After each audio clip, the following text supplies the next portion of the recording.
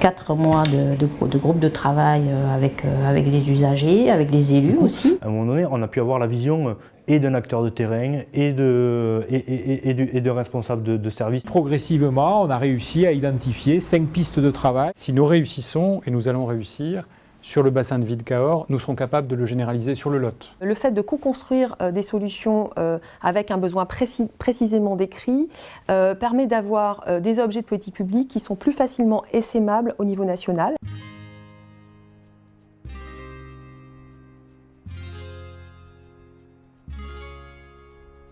L'opération Carte Blanche est une initiative du Premier ministre lors de son déplacement en décembre 2017 dans le Lot, à Cahors.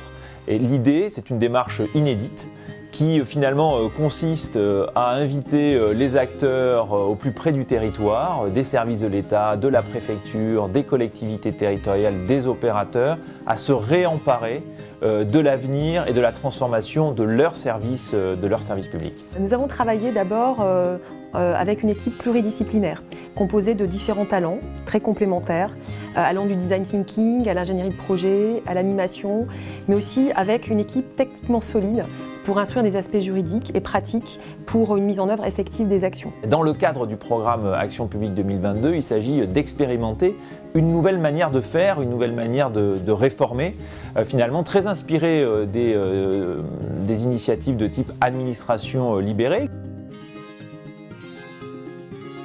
Le pari qui a été fait, c'est que les services de l'État s'impliquent très fortement.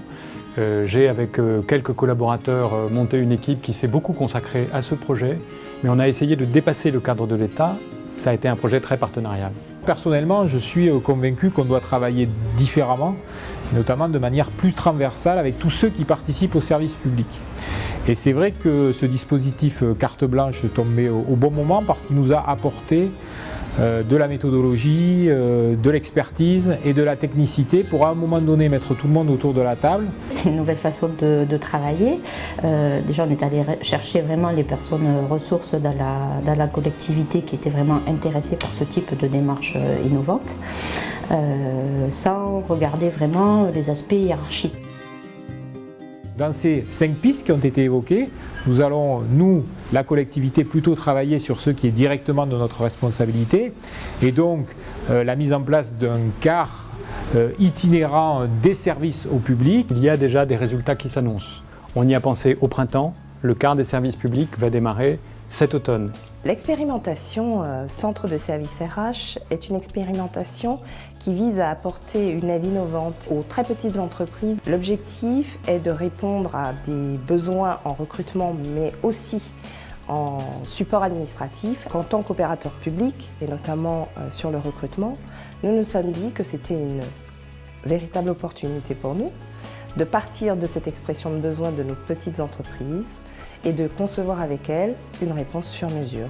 Dans ce qui concerne le partage des données, mais on se rend compte qu'à un moment donné, on est bloqué par des choses qui font que des fois, un élément va bloquer un dossier alors qu'il pourrait être réglé très très vite, juste sur un échange de données, par exemple entre la CAF et Pôle emploi. Toutes les administrations, que ce soit la CPAM, la CAF, Pôle emploi, ont besoin de ces données-là. Très concrètement, on va exporter le modèle de la start-up d'État dans le département du Lot. Ce qu'on a fait, c'est qu'on a accompagné le département dans l'ouverture des données, ce qui a permis de diffuser au maximum l'offre de transport public auprès des habitants.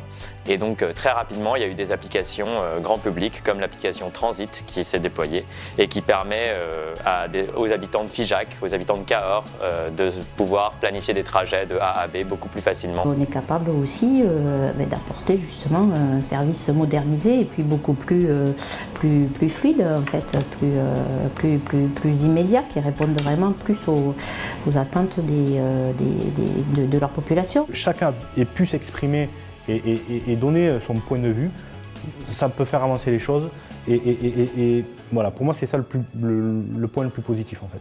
Nous n'avons pas livré un rapport, mais des actions concrètes et c'est en ça qu'on accélère la transformation de l'action publique.